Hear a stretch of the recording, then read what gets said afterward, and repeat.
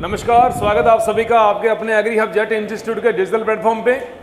वर्तमान में plant physiology की हमारी जो यूनिट चल रही थी, सबसे पहले हमने किया था वाटर रिलेशन। वाटर रिलेशन में हमने पढ़ा विस्तरण, प्रासरण, पारगम्यता, डीपीडी, ओपीडी, जल विभव इत्यादि।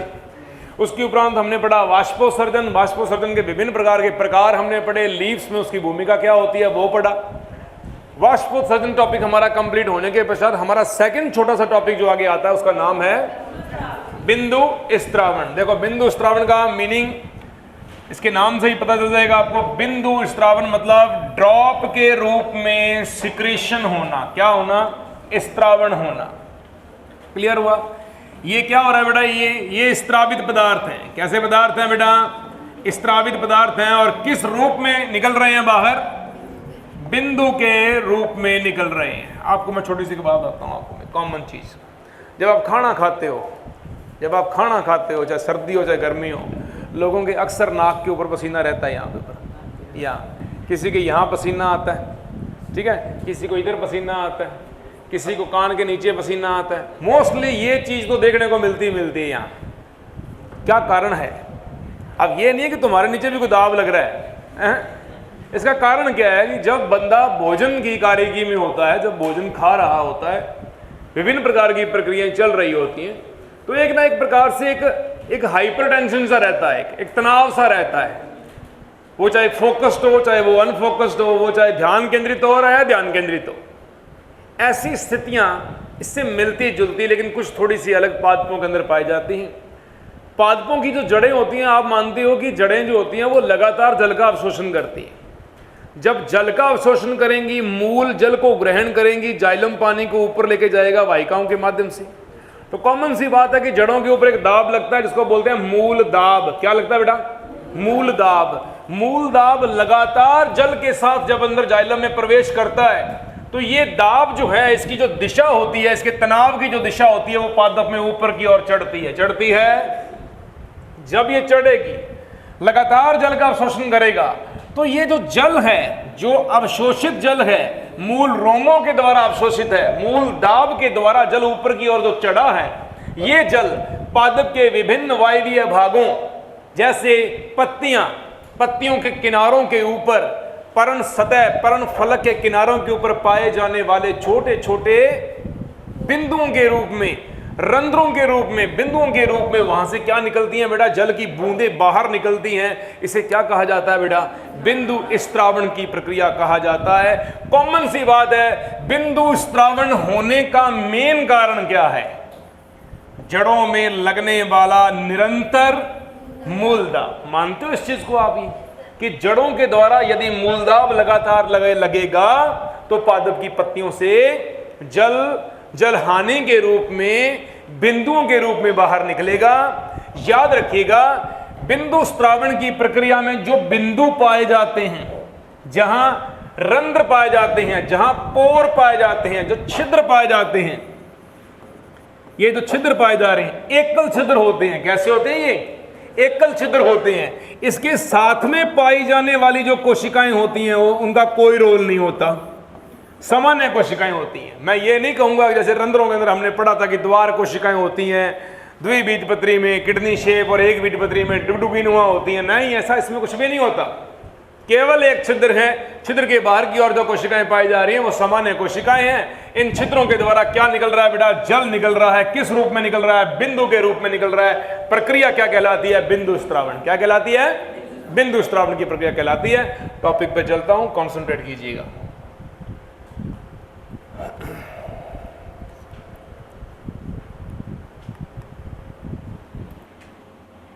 चालू करना इसको यार।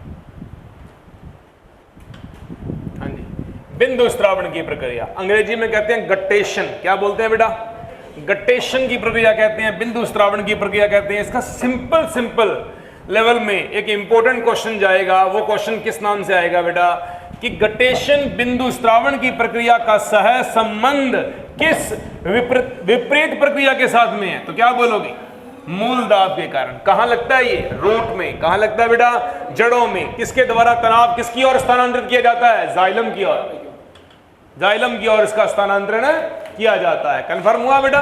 तो जाइलम जो है ऊपर की ओर अपना तनाव भेजेगा और तनाव जो होगा वो पत्तियों के किनारों के ऊपर पाए जाने वाले छोटे छोटे बिंदुओं के रूप में जल बाहर निकलेगा, बोलेंगे बिंदु स्त्रावण। कहां प्रक्रिया पाई जा रही है, उपस्थिति कहां होती है इसकी, पादप की पत्तियों के शिराओं के पास में, शिरा या किनारों से। कहां बेटा, किनारों से। कैसे, सपोज बेटा ये लीफ है, ये शिराएं पाई जा रही हैं, ये वाली, ये जो शिराएं पाई जा रही है, ये वाली जो शिराएं पाई जा रही है इनके इन क्षेत्रों से, यहां ये वो रीजन है जहां से क्या निकलेंगे बेटा, क्या निकलेंगे, बिंदु बाहर, बिंदु के रूप में जल बाहर निकलेगा।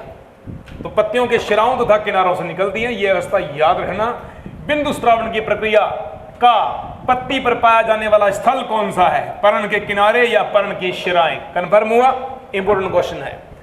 जल का छोटे छोटे बूंदों के रूप में स्त्रावण होना क्या कहलाता है, बिंदु स्त्रावण कहलाता है। ये बेसिकली कौन से पादपों के द्वारा घटित होने वाली घटना है, क्या लिखोगे बेटा, काष्ठीय अथवा शाकीय पादपों के द्वारा ये संपन्न होती है। इसके अलावा जो शाकीय पादप नहीं होते उनके अंदर ये प्रक्रिया नहीं पाई जाएगी। ठीक हुआ बेटा। अगला इंपोर्टेंट आता है इसका मेन रीजन, महत्वपूर्ण कारण क्या है, वो हम पहले ही पढ़ चुके हैं, रिपीट कर रहा हूं यहां पे सिर्फ मैं। जड़ों द्वारा लगने वाला निरंतर मूल दाब इस प्रक्रिया का कारण होता है, और मूल दाब निरंतर लगने का परिणाम क्या होता है, बिंदु स्त्रावण। क्या होता है बेटा, बिंदु स्त्रावण होता है। फॉर एग्जाम्पल के लिए अगर आपने इसमें एग्जाम्पल लिखें तो दिए जाने वाले ये समस्त एग्जाम्पल मेरी तरफ से कोई भी नहीं है, ये सारे आपकी एनसीईआरटी बोर्ड का कथन है, ठीक है भाई, जिसके ऊपर आप एग्जाम्पल लिया जाता है पेपर के अंदर। आलू हो गया, अरबी होगी, घास की पत्तियां होगी, ब्रायोफिल्म आदि जो भी है, या फिर टमाटर की पत्तियों से क्या पाए जाते हैं, यहाँ पे जलरंध्र पाए जाते हैं। अब क्वेश्चन क्या आता है, देखो क्वेश्चन आएगा कि ये जो बिंदु स्त्रावण है, बिंदु स्त्रावण की प्रक्रिया जो होती है, ये जिन छिद्रों के द्वारा ये घटना घटित होती है, उन छिद्रों को क्या बोलते हैं, क्या बोलते हैं बेटा, जलरंध्र। अंग्रेजी में क्या बोलते हैं, हाइड्रेथोड। क्या बोलते हैं बेटा, हाइड्रेथोड कहते हैं इसको, हाइड्रेथोड के नाम से जानते हैं, ठीक है। हाइड्रेथोड, जलरंध्र। जलरंध्र रंध्र कोशिकाएं किनके द्वारा घिरी रहेंगी, एपिथेम कोशिकाओं के द्वारा। ये भी आप इसके नाम के बारे में पढ़ोगे, ये इंपॉर्टेंट क्वेश्चन है, ठीक है। बिंदु स्त्रावण की प्रक्रिया में जिन छिद्रों के द्वारा जल बाहर निकलता है उन छिद्रों को क्या कहते हैं, हिंदी में जलरंध्र कहते हैं, और जलरंध्र को इंग्लिश में क्या कहा जाता है, हाइड्रेथोड कहा जाता है। देखो पीछे, ठीक है, जलरंध्र हाइड्रेथोड कहते हैं। और एक बात और याद रखना, बिंदु स्त्रावण हो चाहे रस स्त्रावण हो, इन दोनों प्रक्रियाओं के द्वारा जो भी द्रव्य पत्ती के किनारों से या पादप के कटे हुए भागों से रस स्त्रावण के रूप में जो कुछ भी बाहर निकलेगा वो किस फॉर्म में होगा, विलेय, विलायक या विलयन। विलयन की फॉर्म में होगा। विलायक की फॉर्म में क्यों नहीं हो सकता, क्योंकि विलायक तो जड़ें ग्रहण कर रही हैं और जड़ें विलायक को भी ग्रहण कर रही हैं, और विभिन्न प्रकार के लवणीय, अलवणीय, कार्बनिक, अकार्बनिक पदार्थों को भी ग्रहण कर रही हैं। तो वो समस्त पदार्थ किसके अंदर मिल रहे हैं बेटा, वो विलायक के अंदर मिल रहे हैं, शुद्ध विलायक में मिल रहे हैं, शुद्ध जल में मिल रहे हैं। अब जो जल है वो शुद्ध नहीं रहा, तो अपन क्या बोलेंगे, बिंदु स्त्रावण की प्रक्रिया के द्वारा पत्तियों के किनारों पर बिंदु स्त्राव द्वारा उत्पन्न होने वाले स्त्रावित पदार्थ कभी भी शुद्ध नहीं होते। तो ये कैसे होते हैं बेटा, अशुद्ध जल के रूप में होते हैं। हम कह सकते हैं विलयन के रूप में हो सकते हैं, हम कह सकते हैं कार्बनिक, अकार्बनिक पदार्थों का समावेश इसके अंदर पाया जाता है। कन्फर्म हुआ टॉपिक। यहाँ पे इंपॉर्टेंट फैक्ट क्या है, मूलदाब प्रेशर है। स्थल कौन सा है, पत्तियों के किनारे या शिराओं के शीर्ष। और क्या कह सकते हैं, काष्ठीय शाकीय पादपों का ये लक्षण होता है। और इंपॉर्टेंट अपने क्या बोलेंगे, इनके एग्जाम्पल आ जाएंगे। सबसे अंतिम लाइन, इस पेज की लाइन क्या रहेगी कि बिंदु स्त्रावण की प्रक्रिया के द्वारा संपन्न होने वाली प्रक्रिया के अंदर जो भी प्रकार का पदार्थ स्त्रावित होता है वो कभी भी शुद्ध विलायक की फॉर्म में नहीं होता, वो कैसा होता है, अशुद्ध जल के रूप में होता है। नेक्स्ट क्वेश्चन में चलते हैं। हाँ जी, अब आ गया जलरंध्र के बारे में। जलरंध्र वो छिद्र है जहां से बिंदु स्त्रावण होगा। तो इसका संबंध सीधा किसके साथ में है, किसके साथ में बेटा इसका स्त्रावण? बिंदु स्त्रावण के साथ में इस प्रक्रिया का संबंध है। क्या कहते हैं? इसके अंदर की और कौन सी कोशिकाएं पाई जाती हैं बेटा? मर्दूत की कोशिकाएं, क्योंकि सबसे पहले लचीली यही है। यहाँ पे स्थूल कोणों तक नहीं आ सकता, यहाँ पे दृढ़ों तक नहीं आ सकता। अगर वो आ जाएंगे तो ये छिद्रों के द्वारा पानी बाहर निकलेगा ही नहीं। यहाँ से बिंदु के रूप में स्त्रावित पदार्थ आएंगे ही नहीं। तो ये कौन सी कोशिकाओं के बने होते हैं? मर्दूतक कोशिकाओं के, जिसे क्या कहते हैं? एपिथेम उत्तक। तो प्रश्न क्या आया? जल रंध्र बिंदु स्त्रावण की प्रक्रिया के लिए सहायक होता है। बिंदु स्त्रावण के अंदर जल रंध्र को क्या बोलते हैं? हाइड्रेथोड। क्या बोलते हैं बेटा? हाइड्रेथोड, या कहते हैं जल रंध्र। इसकी कोशिकाएं किसकी बनी होती हैं? बोलेंगे मर्दूतकी उत्तक की। किसकी? मृदुतक उत्तक की बनी होती हैं। और इस उत्तक को क्या बोलेंगे? एपिथेम उत्तक। क्या बोलेंगे बेटा? एपिथेम उत्तक के नाम से जानते हैं। क्वेश्चन कैसे आएगा? एपिथेम उत्तक द्वारा निर्मित संरचनाएं किस प्रक्रिया के द्वारा संपन्न होती है? किस प्रक्रिया में पाई जाती हैं? बिंदु स्त्रावण में। बिंदु स्त्रावण में जिन छिद्रों के द्वारा जल का स्त्रावण होता है उसे क्या कहते हैं? हाइड्रेथोड, जलरंध्र। जलरंध्र का निर्माण कौन सी कोशिका के द्वारा होता है? मर्दूतकी कोशिकाओं के द्वारा। मर्दूतकी कोशिकाओं द्वारा बने हुए जलरंध्र के अंदर उत्तक के रूप में हम किसको बोलेंगे? एपिथेम उत्तक को बोलेंगे। और यह बना किसका होता है? ठीक बेटा, इंपॉर्टेंट पार्ट है ये। एपिथेम उत्तक कहेंगे इसको, कंफर्म है। और इसका संपर्क जो होता है वो डायरेक्ट किसके द्वारा होता है बेटा? जाइलम वाहिकाओं के साथ में डायरेक्ट संबंध होता है। तभी ये मूल दाब के द्वारा तनाव को ग्रहण करता है। क्या करता है बेटा? ये मूल दाब के द्वारा, जड़ों के द्वारा लगने वाले मूल दाब के द्वारा ऊपर की ओर पादप में तनाव की स्थिति प्रकट होती है। यही तनाव पत्तियों के किनारों पर सुबह सुबह, ये स्थिति कब होगी? सुबह सुबह, दोपहर में नहीं होती है, रात में नहीं होती है। ये कब होगी बेटा? सुबह सुबह पत्ती के किनारों के ऊपर आपको जल की बूंदें दिखाई देंगी। तो ये भी एक प्रकार की क्या है बेटा? जल की हानि ही मानी जाती है। ओके, मूल दाब का मापन इससे पहले कितने मीटर करवा चुका हूं आपको मैं? पहला मीटर कौन सा था? दूसरा पोटोमीटर। कौन सा? पोटोमीटर। और तीसरा कौन सा है? मैनोमीटर। मैनोमीटर देखो, मैं से मैनो, मैनो मैंने मूल दाब। क्या बोलेंगे? मूल दाब। तो क्वेश्चन क्या आया? जड़ों के द्वारा, जड़ों में या मूल के द्वारा मूल रोमों की सहायता से ग्रहण किए गए जल द्वारा लगने वाला दाब, मूल दाब किस मीटर के द्वारा मापा जाता है? तो क्या बोलोगे? मैनोमीटर के द्वारा। ये मैं तीसरा सूचक यंत्र बता रहा हूं आपको मैं। दो पहले के हो चुके हैं। मिलान करने वाले क्वेश्चनों में एक क्वेश्चन बन रहा है, हो सकता है आ जाए, नहीं तो कल तो पक्का ही आ जाएगा। फिर बात कौन सी आती है? रस स्त्रावण। अब ये क्या था? ये क्या था? पहले क्या पढ़ा हमने? वाष्पोत्सर्जन, वाष्प के रूप में जल का बाहर निकलना। दूसरा काम कौन कर रहा था? बिंदु स्त्रावण, गटेशन, बिंदुओं के रूप में जल का बाहर पाया जाना। अब सपोज करो पादप की पत्तियां झड़ गई, सारी टूट गई पत्तियां, उड़ा दी पत्तियां। ये हमारे पास में पौधा है, इसके वायवीय भाग को सारे को हमने यहाँ पे क्या कर दिया? रात को एक पागल आ गया, उसने इसको यहां से काट दिया, कट गया, हटा दिया। अब पादप का जो वायवीय भाग काट दिया तो उसमें कौन कौन सी दो प्रक्रियाएं संपन्न नहीं होंगी? उसमें वाष्पोत्सर्जन नहीं होगा, उसमें बिंदु स्त्रावण नहीं होगा। दो तो हट गई। अब काट दिया, काटने के बाद में देखा होगा तने के ऊपर कुछ बूंदों के रूप में चिपचिपे पदार्थ पाए जाते हैं। महसूस करते हैं इन चीजों को? सभी ने देखा होगा मेरे हिसाब से। किसी पौधे की, जैसे अपने पीपल की बात करें, उसकी डाली को तोड़ दोगे तो उसमें से रस बाहर निकलेगा। आंकड़े की पत्ती को तोड़ दोगे, वहां से रस बाहर निकलेगा, निकलेगा ना रस, व्हाइट रंग का। एक वहां से लेटेक्स पदार्थ, चिपचिपा पदार्थ स्त्रावित होता है। अब चिपचिपे पदार्थ को देखकर एक पता चलता है कि भाई ये शुद्ध विलायक तो है नहीं है, शुद्ध जल तो है नहीं है। ये क्या है? ये अशुद्ध विलयन है हमारे पास में। पहले कुछ ना कुछ तो डेफिनेटली बात है, ये अशुद्ध विलयन पाया जा रहा है। इस प्रक्रिया को अपने क्या बोलेंगे? रस स्त्रावण। देखो, इसको मैं बिंदु नहीं बोल सकता, इसको मैं जल नहीं बोल सकता। क्यों नहीं बोल सकता? वो तो भाग हमने काट ही दिए। हमारे पास में क्या बच गया है? रस। अब रस क्या निकलेगा? रस पादप की किसी छिद्र के द्वारा नहीं है। इसको निकलने के लिए क्षतिग्रस्त भाग, कटे हुए भागों से विकृत कोशिकाओं के द्वारा, क्षतिग्रस्त भागों के द्वारा रस के रूप में चीजों का बाहर निकलना क्या कहलाता है? रस स्त्रावण। अंग्रेजी में क्या कहते हैं इसको? ब्लीडिंग। हम क्या बोलते हैं? रक्त स्त्रावण। क्या बोलते हैं? रक्त स्त्रावण, स्त्रावित होना रक्त का, तो वो क्या बोलेंगे? ब्लीडिंग होना। ये रस स्त्रावित है, ये भी स्त्रावित होएगा, बहेगा नहीं, ये स्त्रावित होगा, क्योंकि बहने की प्रक्रिया तो नलिकाओं के मध्य होती है। नहर बह रही है तो क्या बोलेंगे? एक रास्ते द्वारा बह रही है।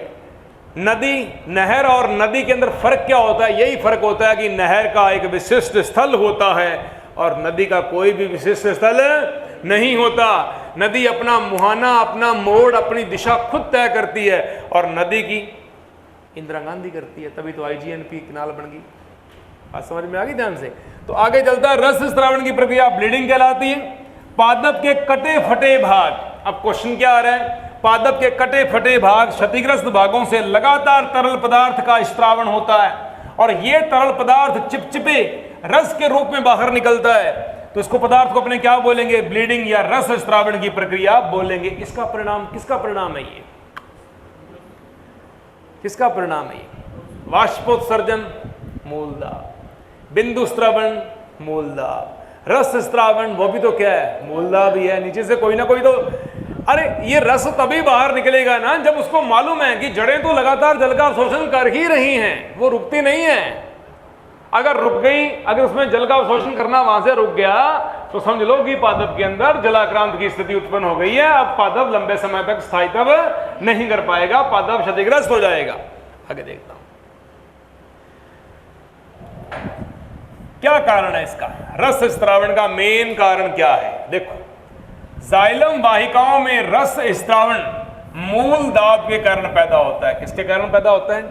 तो मूल दाब के द्वारा कौन कौन सी घटनाएं घटित हो सकती हैं? वो भी हो सकता है, वो भी होगा, रसारोहण सॉरी रस स्त्रावण होगा। मूल दाब के द्वारा 3 प्रक्रिया मैंने बता दी। 2 प्रक्रियाएं वायवीय भागों के द्वारा संपन्न हो सकती हैं, तीसरी प्रक्रिया क्षतिग्रस्त या कटे हुए भागों से स्त्रावित होगी। कन्फर्म हुआ? इसके द्वारा स्त्रावित होने वाला पदार्थ शुद्ध जल नहीं होता, अशुद्ध पदार्थ के रूप में पाया जाता है। और मूल दाब के कारण उत्पन्न होने वाला धनात्मक तनाव, धनात्मक क्या? जो ऊपर की ओर लग रहा है, क्या लग रहा है? ऊपर की ओर लगने वाला दाब कैसा होता है? धनात्मक। तो बिंदु स्त्रावण में कौन सा दाब लगता है? वो भी तो धनात्मक तनाव बोलेंगे, ऊपर की ओर लग रहा है वो। तो यहां हमने तना ही काट दिया, तो तने के ऊपर चिपचिपे पदार्थ मिलेंगे, गोंदनुमा पदार्थ मिलेंगे। ये पदार्थ जीव द्रव्य में पढ़ा चुका हूं, लेटेक्स, रेजिन, टैनिन सारे पढ़ा चुका हूं आपको मैं, किसमें क्या क्या होता है सब कुछ मालूम है आपको। शरारतें नहीं बेटा पीछे। एग्जाम्पल के लिए आ गया वही रबड़ वृक्ष। रबड़ वृक्ष क्या होता है? लेटेक्स। लेटेक्स का दूसरा नाम क्या है? रबड़। क्या बोलेंगे? रबड़। क्लियर हुआ? या शुक्र मैपल के द्वारा क्या प्राप्त होती है? शर्करा प्राप्त होती है। शर्करा कौन सी? जो उस तने से रस के रूप में निकल रही है, हल्की शुगर बोलते हैं उसको, चिपचिपी लसी, हल्का मीठापन पाया जाता है उसके अंदर। या बोलेंगे टॉडी पाम। क्या बोलते हैं? Toddy palm. केरला के अंदर टॉडी पाम, केरला के अंदर टॉडी बियर या फैनी बियर के नाम से भी जानते हैं। एक पौधा एक दिन के अंदर लगभग 50 लीटर, चलो टॉडी बियर धाम, चलो चारणा धाम, अगर 50 लीटर निकाल रहा है चलो वहां पे धंधा खोलते हैं कोई ना कोई, ठीक है। तो ये 50 लीटर एक वृक्ष के द्वारा टॉडी बियर जो होती है वो प्राप्त हो जाती है। पाम ट्रीज होते हैं बेटा, ये पर डे के अंदर निकलती हैं, ये पाम ट्रीज है, ये पाम ट्री है। और पाम ट्री कौन है? एंजियो या जिम्नो? हाँ, जिम्नोस्पर्म। जिम्नोस्पर्म जिसके पीछे पाम लग जाए वो क्या है? सारे जिम्नोस्पर्म होते हैं, ठीक है भाई। ये सारे एग्जाम्पल हैं और ये एग्जाम्पल जो है ये 12वीं की पुस्तक के अंदर जैव प्रौद्योगिकी के 12वें चैप्टर के पहले पृष्ठ पे 8वीं 10वीं लाइन के अंदर आपको ये मिल जाएगा, ठीक है। ये टॉडी पाम होता है, जैव प्रौद्योगिकी का ये उत्पाद है बेटा, ये मैं वहां भी पढ़ाऊंगा आपको मैं, ठीक है। फिर बात आती है, अब ये सारे छोटे छोटे पॉइंट सारे आपके क्लियर हो गए। अब मैं आपको सूत्र करवाने जा रहा हूं, एक फॉर्मूला आता है, उसके ऊपर अक्सर आपसे क्वेश्चन पूछे जाएंगे। टॉपिक क्या आता है? क्वेश्चन आता है जल अवशोषण। जल अवशोषण कहां से? जड़ों से। कौन करेगा? मूल रोम। कौन सा दाब लगेगा? मूल दाब। ऊपर की ओर कौन सा दाब लगेगा? धनात्मक तनाव लगेगा। लगेगा बेटा धनात्मक तनाव। जल अवशोषण व रसारोहण। रसारोहण में कौन काम करता है? रस आरोहण में कौन काम करेगा? रस को जब ऊपर की ओर लेके जाएगा वहां जाइलम की वाहिका ही काम करेंगी, लेकिन इसके पैरेलल कौन काम करेगा? फ्लोएम भी काम करता है। यही वो प्रक्रिया है जो पादपों में भोजन बनने के बाद में भोजन को संपूर्ण पादप के अंदर वितरण करने के अंदर सहायता प्रदान करती है। क्लियर है बेटा? तो जल अवशोषण व रसारोहण की प्रक्रिया को क्या बोलते हैं? अपने एब्जॉर्प्शन बोलते हैं बेटा। क्या बोलते हैं? अपने एब्जॉर्प्शन बोलते हैं। ये इसको इंग्लिश में क्या बोलेंगे? एसेंट ऑफ विभिन्न टाइप के जितने भी प्रकार के जो पदार्थ होंगे उनका श्रावण करना, या कैसे जाएंगे, उनकी दिशा क्या रहेगी, उनकी गति क्या रहेगी। पादपों में जलापूर्ति जो होती है, एक क्वेश्चन देखें ध्यान से। प्लांट है, प्लांट में पानी की कमी नहीं रहती, लगातार वो जड़ के द्वारा जल का अवशोषण करता है, पहला काम। अगर पादप के अंदर कुछ वेलामन उत्तक वगैरह पाए जा रहे हैं तो वो वायुमंडलीय नमी और अवशोषण उसका भी अवशोषण करता है। ये आपको मालूम है, वेलामन लटकी हुई शाखाओं के अंदर पाया जाने वाला उत्तक जो वायुमंडलीय आर्द्रता को ग्रहण करती है। अब प्लांट में जलापूर्ति के लिए जलापूर्ति के लिए जो जल की आवश्यकता है, जो जल की डिमांड है, उसे अपन क्या बोलेंगे बेटा? मृदा जल। क्या बोलेंगे बेटा? अब जो प्लांट है, समोद्भिद पादप जो है, वो अपने संपूर्ण क्रियाविधियों के लिए जो जल की मात्रा होती है उसको कहां से प्राप्त कर रहा है? मृदा के द्वारा प्राप्त करता है। क्लियर बेटा? इसको बोलेंगे अपने सोयल वाटर, मृदा जल कहेंगे। मृदा जल के अंदर मृदा के द्वारा अवशोषित होता रहता है, ये मूल रोम्स पाए जाते हैं, उसकी हेल्प से संपूर्ण पादप की कार्यकी में ये सहायता करता है। आगे देखिए, अब पादप की संपूर्ण वाटर की जो डिमांड है, पानी की संपूर्ण वाटर डिमांड जो होती है, जिसको जल आपूर्ति कहते हैं, वो उसमें मृदा जल से प्राप्त हो रहा है। मृदा जल के अंदर 3 प्रकार की प्रोसीजर्स होती हैं, वो संपन्न होती हैं। पहली कौन सी होती है बेटा? कौन सा जल है मृदा के अंदर? केशिकात्व जल, कैपिलरीज, ग्रेविटेशन फोर्स के दौरान काम करता है, ग्रेविटेशन फोर्स के विपरीत काम करता है ये।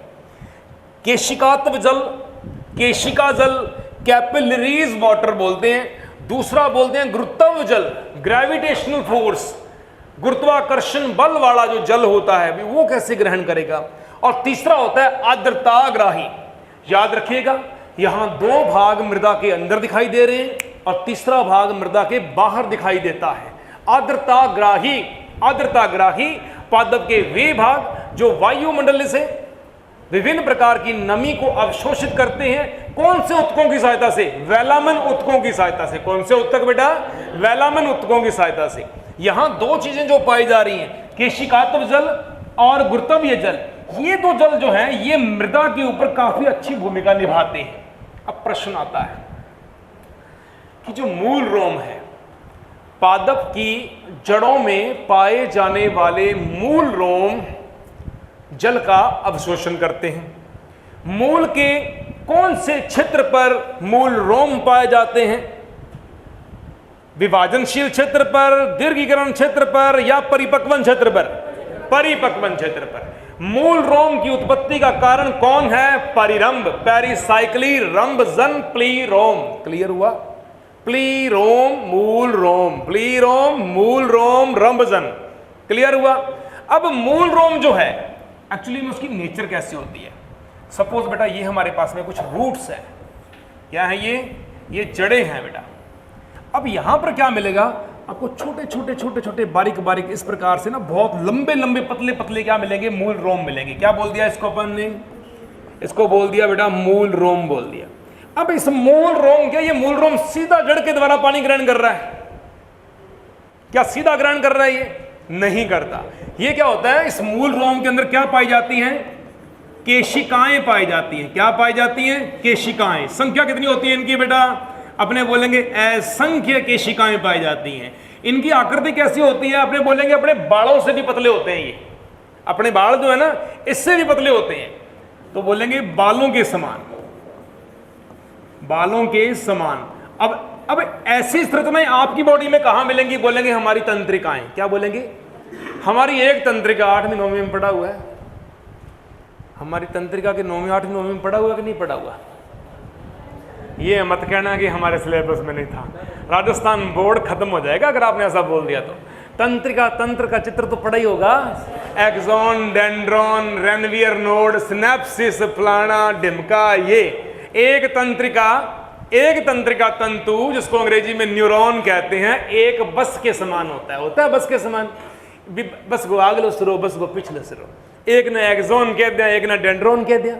मतलब एक मान लो ये बस है, इसका ये भाग अगर मान लो एक्सोन है, ये भाग डेंड्रोन है, तो एक बस इसके सामने भी खड़ी हुई है और एक बस इसके पीछे भी खड़ी हुई है। अब ऐसे ही भाग यहां होंगे, ये लो, ये डेंड्रोन, ये एक्सोन, ये एक्सोन, ये डेंड्रोन। एक न्यूरॉन का डेंड्रोन दूसरे न्यूरॉन के एक्सोन के साथ जुड़ता है, जैसे गाड़ी के डब्बे जुड़ते हैं। जुड़ गए भाई। इन्हीं की सहायता से आपके विभिन्न मैसेजेस जो होते हैं वो कहां जा रहे हैं? सबसे पहले कहां जाएंगे?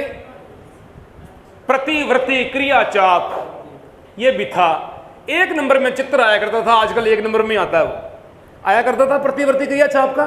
अरे ऐसे मत बोलना भी नहीं था। और बताता हूं, नीचे इधर लगी हुई थी प्रेस, लगी हुई थी प्रेस, गर्म पानी पैर को छू गई या कील पैर में चुभ गई, तो ये मैसेज आपको कैसे जाएगा? अब पैर में कील चुभी, यहां के सीधे मैसेज पहले कहां गए? कहां गए? ब्रेन में। कहां गए? ब्रेन में। और ब्रेन में किसके पास में गए? किसके पास में? हाइपोथैलेमस। किसके पास में गए? हाइपोथैलेमस। हाइपोथैलेमस ने वो मैसेज रिवर्स करके कहां डाला? रीढ़ की हड्डी के अंदर से जाता हुआ मैसेज कहां पहुंचा? पैर के निर्धारित अंग पर। पैर हटा, नीचे गर्म कील है। ठीक है बेटा।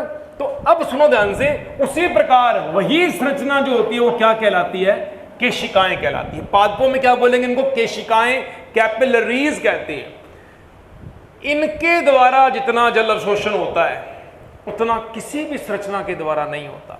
जैसे पत्तियों में रंध्रीय वाष्पोत्सर्जन 80 से 90% था, वैसे यहां जल अवशोषण की प्रक्रिया सर्वाधिक मूल रोमों में पाई जाने वाली केशिकाओं के द्वारा उच्चतम मात्रा में होती है। सुन की बात ध्यान से, मूल रोम अकेले मूल रोम नहीं होते, इनमें क्या पाई जाती हैं? केशिकाएं पाई जाती हैं, कैपिलरीज बोलते हैं इसे। समझ आई? आगे चलता हूं, देखो।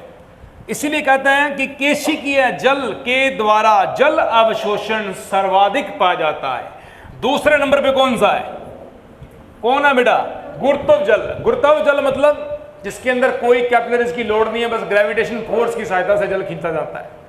उसके अलावा आर्द्रताग्राही पादप के वायवीय भाग है ना, है ना, जिनके अंदर जो पादप की जटामूल्स होती हैं जो नीचे आती हैं, बरगद प्रॉप रूट्स की बात करते हैं, वो वायुमंडल में लटकी हुई जल की मात्रा को ग्रहण करती हैं। दो फायदे हैं, मेन जड़ कौन ले रही है? केशिका जल ले रही है, और दूसरी जो बाहर की लटकी हुई जड़ें हैं वो क्या कर रही हैं? आर्द्रताग्राही जल ले रही हैं। पादप में कमी वैसे नहीं आएगी पानी की। ठीक है, मतलब इन तीनों में से दो चीजें आपको सोयल के अंदर मिल रही हैं, तीसरी कहां मिल रही है? सोयल से बाहर मिल रही है, वायुमंडल में लटकी हुई पाई जा रही है। हाँ जी, नेक्स्ट नया पॉइंट, नया क्वेश्चन। सामान्यतः पादपों के अंदर मूल रोम पाए जाते हैं, हमें पता है। जहां मूल रोम नाम आ जाए, तीन चीजें याद करनी है। कौन कौन सी चीजें याद करनी है? देखो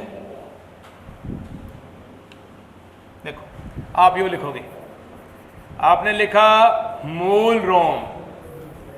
मूल रोम, अपने मूल रोम के बारे में जा रहे हैं। मूल रोम क्या है बेटा? किसका पार्ट है? किसका पार्ट है? जड़ का। और जड़ की बाह्यतम भित्ति को एपिडर्मिस कहते हैं कि एपिब्लेमा कहते हैं? एपिब्लेमा कहते हैं। देखो क्वेश्चन कैसे बना, इसको बोल दिया मित्रों एपिब्लेमा। क्या जड़ों पे रंध्र होते हैं? सर कभी भी नहीं होते, कह रहे। अब मूल रोम को बोल दिया एपिब्लेमा। एपिब्लेमा में जो मूल रोम पाए जा रहे हैं, इनमें क्या पाई जा रही है बेटा? क्या पाई जा रही है बेटा? केशिकाएं पाई जा रही है। कन्फर्म हुआ? अगला क्वेश्चन क्या बोलेंगे? मूल रोम कहां से निर्मित होता है? जड़ के कौन से भाग पे बनता है? ये कौन से क्षेत्र में बनेगा? परिपक्वन क्षेत्र में बनेगा। मूल रोम की उत्पत्ति का कारण कौन होगा? कौन होगा बेटा? परिरंभ। क्या बोलेंगे इसको अपन? प्लीरोम। ठीक है, परिरंभ। अरे प्लीरोम मतलब रंभजन है, रंभजन। और परिरंभ को अंग्रेजी में क्या बोल देंगे? पेरीसाइक्लिक। ये लो जी, इतने क्वेश्चन बन गया। हर एंगल से जब भी मूल रोम के ऊपर क्वेश्चन आया हुआ है 1 2 3 4 5 और 6 और 7 और 8 शब्दों से क्वेश्चन कभी बाहर नहीं गया आज तक, मूल रोम आज तक नहीं गया।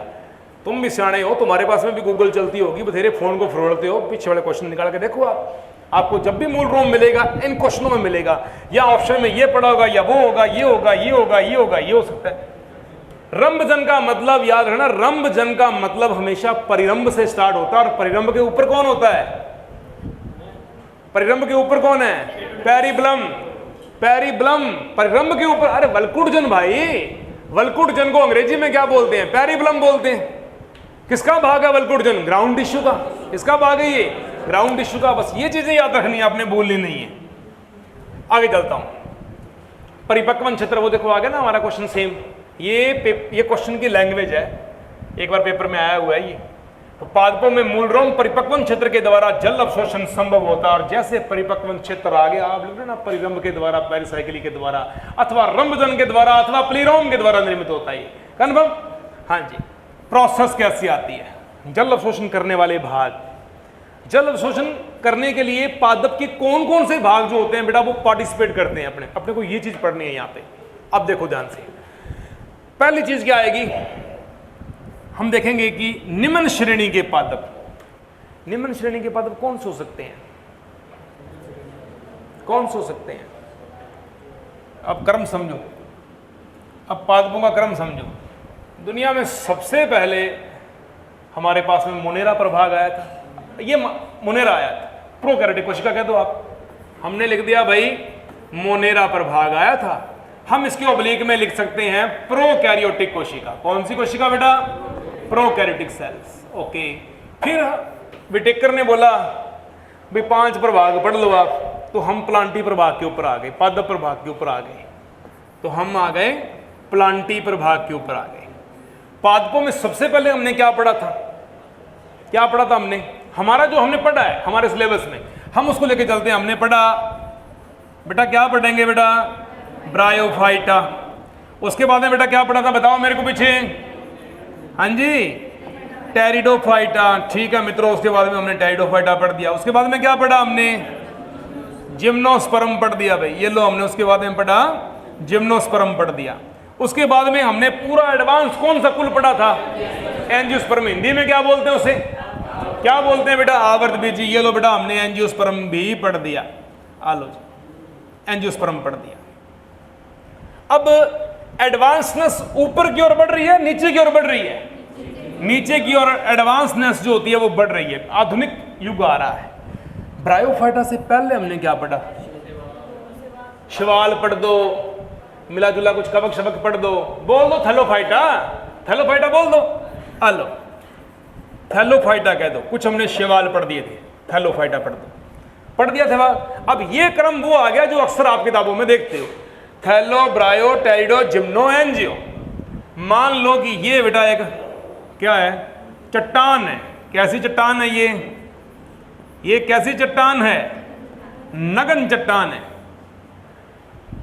बताओ यहां से कौन सा पौधा पहले वहां पे लगेगा? बताओ सबसे पहले क्या आना चाहिए? सबसे पहले क्या विकसित होंगे पादपों के ऊपर? लाइकेन विकसित होंगे। क्या विकसित होंगे बेटा?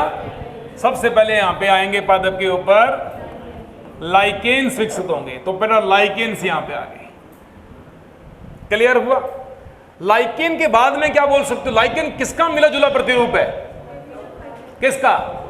शैवाल और कवक का। क्या बोल सकते हो? शैवाल और कवक का ही, मतलब इसके अंदर शैवाल प्लस कवक पाए जाते हैं। ये लो बेटा, शैवाल और कवक पाए जा रहे हैं।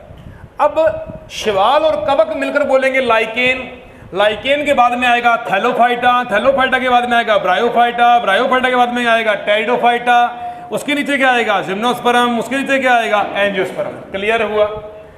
अभी लाइकेन को यहां पे आना, लाइकेन पादपों की श्रेणी में नहीं आता, तो हम इसको क्या बोल सकते हैं? प्रथम स्थलीय पादप नहीं कह सकते। हम थैलोफाइटा को भी प्रथम स्थलीय पादप नहीं कह सकते। हम किसको बोलेंगे प्रथम स्थलीय पादप? हम बोलेंगे प्रथम स्थलीय पादप ब्रायोफाइटा को बोलेंगे। लो भी आ गया, ब्रायोफाइटा आ गया यहाँ पे, ये यहाँ पे ब्रायोफाइटा आ गया। अब ब्रायोफाइटा का पंगा ये है कि ये प्रथम तो हो गए स्थलीय पादप, सफल के असफल? क्यों? क्यों असफल? क्योंकि इनमें सुविकसित श्रवण तंत्र का अभाव है। तो ये पादप जब भी चट्टानों पर मिलेंगे, ये शीर्ष पर मिलेंगे या आधार पर मिलेंगे? भाई जी विक्रम जी, तुम इत बैठ रहे, अठा पानी को सरोवर है, कार्तिक अठ बैठे, कार्तिक पानी पीने पहले आएगा या विक्रम पानी पीने पहले आएगा? है? नहीं बेटा, वो आत्महत्या हो जाएगी, छाल ही मारेगा फिर तू वहां से। बात समझ आई? तो कहने का मतलब ब्रायोफाइट के पास में जड़ें नहीं है, इसलिए वो चट्टान के शीर्ष पर तो आ ही नहीं सकता। वो कहां आएगा? चट्टान के आधार भाग की तरफ आएगा, धरातल की तरफ जाएगा, ताकि भाई अट बैठे हूं, एक जड़ इन डुबोलूंगा पानी का मायने।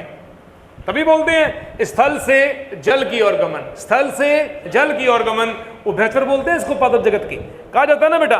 तो ये क्रम याद कर लेना, बस ये क्रम दिमाग में रहना चाहिए कि फिर उसके बाद में क्या आया, फिर उसके बाद में क्या आया। वैसा क्वेश्चन में देखो, पहले तो निम्न श्रेणी के पौधे, समझ आ गई? निम्न श्रेणी किसकी हो सकती है? निम्न श्रेणी ये कौन भी SC/ST के हैं। निम्न श्रेणी का मतलब ये है कि ये लोअर वर्गीय हैं, सारी चीजें इनमें कंप्लीट नहीं हैं, इनको कहीं ना कहीं स्वयं पोषी भी हैं, पर कई कामों के लिए ये परपोषिता का भी जीवन यापन करते हैं। तो शैवाल और कवक दोनों आ गए, लाइकेंस बना दिया। लाइकेंस 3 प्रकार के, परपटी में पर्निल और शुक्ल 3 प्रकार के लाइकेन होते हैं। तो ये शैवाल और कवक जो होते हैं, इनमें किसी भी प्रकार का कोशिकांग नहीं होता। WA के लिए, WA का मतलब क्या होता है? क्या पढ़ रहे हो ऊपर? अंग्रेजी में बताओ। Water absorption. क्या बोलेंगे? Water absorption. जल अवशोषण करने के लिए इनके पास में कोई चीज नहीं है। फिर दूसरे नंबर पे कौन आया? फिर और ब्रायोफाइटा के साथ में कौन आ गया? एक ये पहले आया, ये बाद में आया। एक्चुअली में ये 1 नंबर है, ये 2 नंबर है, ये 1 नंबर पे, ये 2 नंबर पे, दोनों आए। इनमें क्या पाया जा रहा था? पानी ग्रहण करने के लिए क्या था इनके पास में? जड़ें इनके पास में भी नहीं थी, जड़ तंत्र इनके पास में भी नहीं था। इनके पास में जल को अवशोषण करने के लिए क्या था? संपूर्ण थैलस। क्या बोलते हैं? सुकाय। क्या बोलते हैं? सुकाय। तो सुकाय का प्रयोग कहां कहां पे करोगे? शैवाल के लिए करोगे, कवकों के लिए करोगे, किसके लिए करोगे? ब्रायोफाइटा के लिए करोगे। क्लियर हुआ? ऐसी संरचनाओं को थोड़ा सा क्या कह दिया? मूलाभास। मूल का आभास दिलाने वाली संरचना जो वास्तविक में मूल नहीं है। क्या है? मूल नहीं है, मूल का झूठा आभास दिला रही है अपने को, बोलेंगे मूलाभास। तो इन संरचनाओं के द्वारा क्या हो रहा है बेटा? जल अवशोषण की प्रक्रिया हो रही है। क्वेश्चन क्या आता है? ब्रायोफाइट्स अथवा थैलोफाइट्स में जल अवशोषण करने वाली संरचना का नाम लिखिए, तो क्या बोलोगे? या संपूर्ण थैलस या मूलाभास लिखोगे। फिर चलते हैं बेटा उच्च श्रेणी के समहनी पादप। कहां से प्रोसीजर स्टार्ट होती है? प्रथम सफल द्वितीय पादप थे, वो पृथ्वी पर आने वाले द्वितीय थे, लेकिन प्रथम सफल स्थलीय पादप कौन थे? टेरिडोफाइटा। क्यों? सुविकसित जड़ तंत्र प्रणाली पाई जाती है उनके अंदर, सवन तंत्र पाए जाते हैं। उसके बाद में जिम्नो, उसके बाद में एंजियो, सारे कौन से आ गए बेटा? उच्च श्रेणी के सवनी पादप आ गए हैं। तो एग्जांपल लिख सकते हो, इसके अंदर क्या लिखोगे? टेरिडोफाइटा। जी जी क्या जी जनाब? क्रिप्टो का जहां मतलब समझता है? क्रिप्टो किसका विपरीत है? फनेरो का। फनेरो होगा तो पुष्पी है, क्रिप्टो होगा आभासी पुष्प, झूठे पुष्प नहीं है। तीनों लिख दिए नाम, तीनों के तीनों, टाइडो, एंजियो और जिम्नोस्पर्म। मैं जिम्नोस्पर्म ऊपर लिख दिया, वो समझ लेना आप इसको। जल अवशोषण करने के लिए सुविकसित क्या पाया जाता है बेटा? इनके अंदर जड़ तंत्र पाया जाता है। सबसे मोटी विशेषता है इनके स्थापन होने की। नेक्स्ट पेज पे चलो। समस्त प्रश्न समझ में आ चुके हैं, कैसे क्वेश्चन पूछा जाएगा? आगे चलते हैं अपने पेज पे।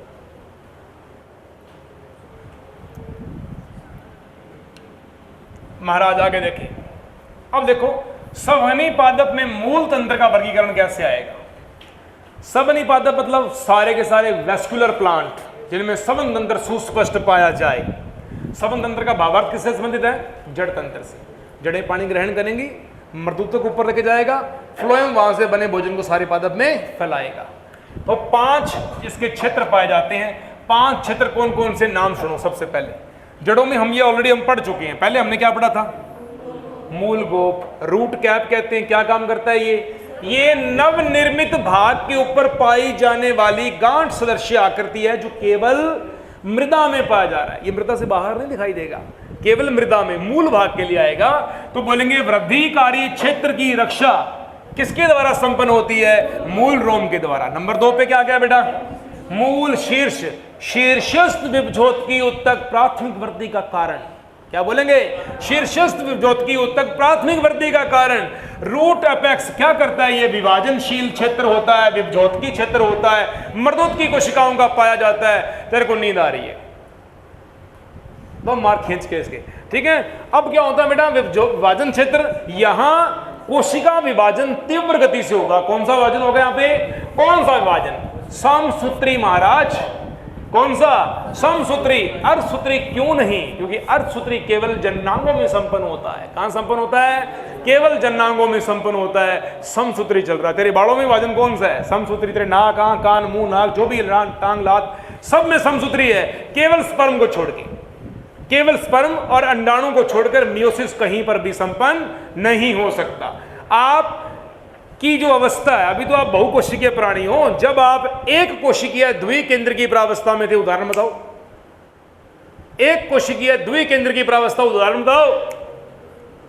जाइगोट में थे, जब आप भ्रूण थे, इतने से थे, इतने तो बहुत बड़ा है, तो भ्रूण थे जब आप, एक कोशिका थी, 2 केंद्रक थे, एक नर के शुक्राणु का, एक मादा के अंडाणु का। उसके बाद में बस वहीं तक मियोसिस खत्म हो गया। उसके बाद में आप में क्या हो रहा है, आपके अंदर समसूत्री विभाजन चल रहा है। किसके लिए, कोशिका विभाजन करने के लिए। कोशिका विभाजित होगी, शरीर बड़ा होगा, शरीर बड़ा होगा, विभिन्न प्रकार के कोशिकांग बनेंगे, अंग बनेंगे, और वो विभिन्न कार्यों के लिए रूपांतरित हो जाएंगे। चलता हूं आगे, देवीकरण क्षेत्र। अब यहां कोशिकाओं का विभाजन तेजी से हो रहा है। यहां कोशिकाएं क्या कर रही हैं बेटा, किसमें मतलब वृद्धि कर रही हैं, लंबाई में वृद्धि करेंगी। कोशिकाएं लेंथ बनाएंगी, कोशिकाएं क्या करेंगी बेटा, लेंथ में वृद्धि करेंगी, लंबाई वृद्धि कर जाएगी। अब कौन सा आ गया, परिपक्वन क्षेत्र। इसके 2 भाग होते हैं, अपने आप ही भाग होते हैं। परिपक्वन का ये क्षेत्र इससे जुड़ा होता है, और ये क्षेत्र परिपक्व किसके साथ में, स्थायी उत्तकों के साथ में, भाई ये बोला करो, ठीक है।